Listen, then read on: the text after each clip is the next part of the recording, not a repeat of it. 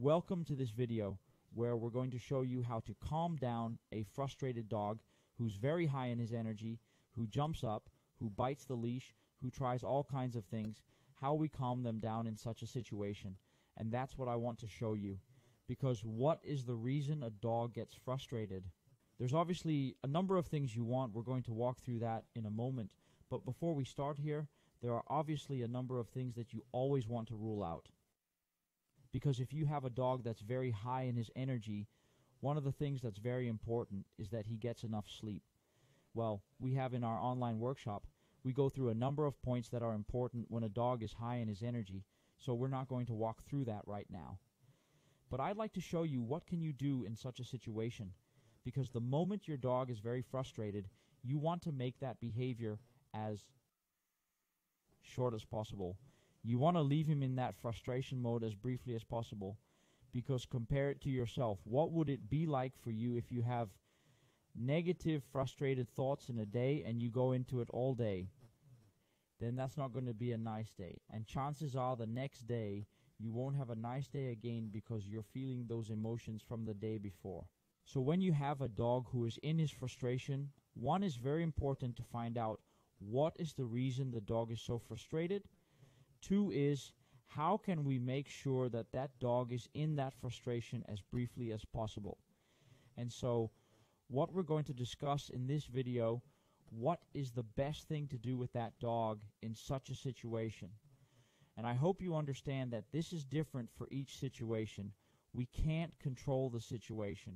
Online, you see a lot of videos come through where a dog is frustrated. Then they show you one video from the beginning and at the end, and then they close the video but don't show the progression of the dog. And in this situation, we are training with this dog. It's a dog from abroad, and we don't know her background very well. But what you see is that she is especially very frustrated when she sees another dog. And we're going to show you that in this video. I'm training with her here. She sees one other dog here, and you see she's semi-agitated. You see her behavior? She doesn't really know what to do with it. You see her tail wagging slightly from uncertainty, and she doesn't really know very well what to do with the situation.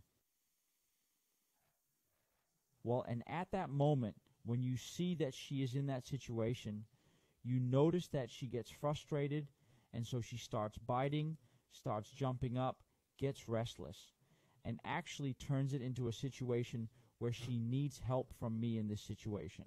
So I'm going to show you that. Okay, how is this now?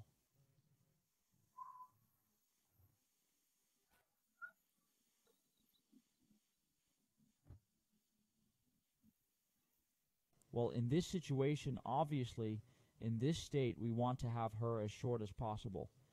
But it's just as good to show you okay, I'm looking at the dog here. Okay, what is the best thing to do with this dog based on the background I've had of this dog?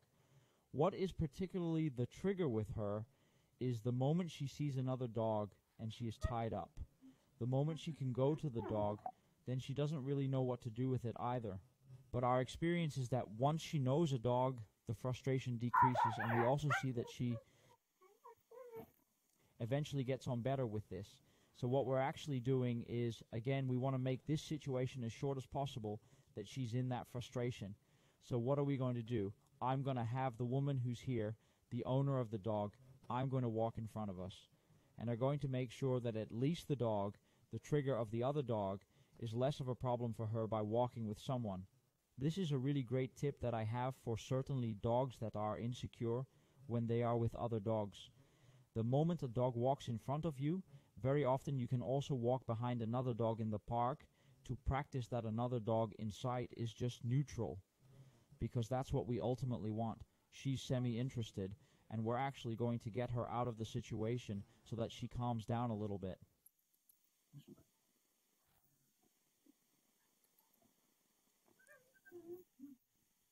Well, here it doesn't go quite right with the leash.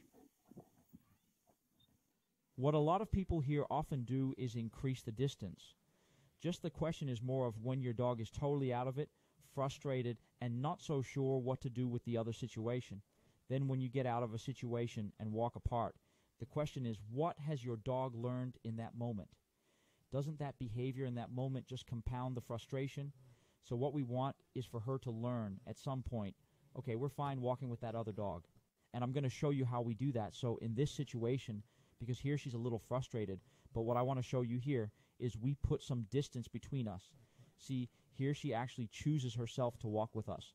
So what's already a very good one here, when you're training your dog, is to have a squeak sound that you can use to get her out of the situation.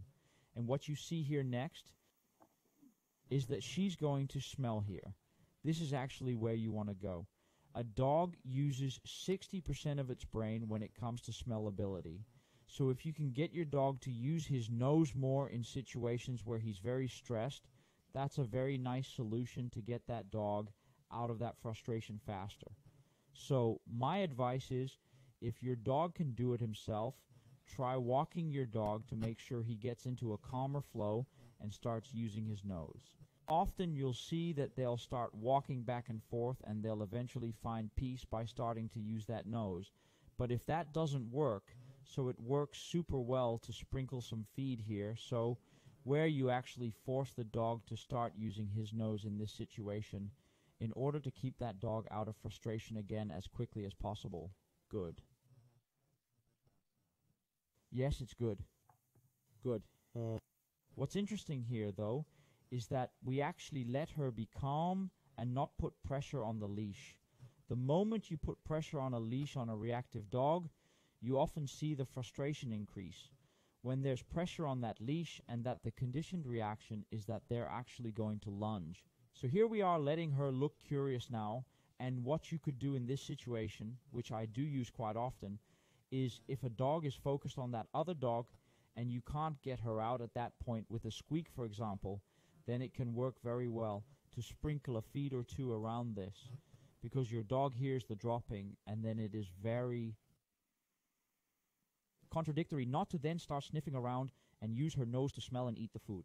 The moment they start looking for the food, then you can often take the dog out of the situation. She smells and is curious now. See that? She is indeed smelling around curious now. You can see that she is going to use the nose, and that is actually what we want. She's going to use the nose here, and that's exactly the state of mind. So the state of her brain that we want to get into, so that other dogs in this case are not that exciting at all. You can actually see that I'm pulling back slightly with pressure on the leash, making her quite, you see, then she gets frustrated because so I'm putting slight pressure on that leash to get her out of that situation. Yes, yes, yes. Yeah, well, what you see here is that then a car comes up, and this is called trigger stagging. So the moment there's also an other dog already in the area, then the triggers actually piles up from the situation. Then there's a bus coming, and you'll see that after that, bus passes by, and then also another dog is around, that she's there. So say, but I will go for a walk, go for a walk. And so what you see here is exactly what we want, is for the dog to start using her nose. And she's not quite in ultimate search mode yet, now she is, but so you see that she's still a little bit restless and finds the dog in front of her still a little bit exciting, but then starts to use the nose more and more and becomes absorbed in the environment. And that is ultimately what you want to achieve with her. For that, it can work very well to walk behind another dog and make sure she eventually shut down properly. Because the moment you have frustration with a dog, they go smell in the bushes and you can end up walking her. By the way, I distract here now because she also finds some walkers quite troublesome.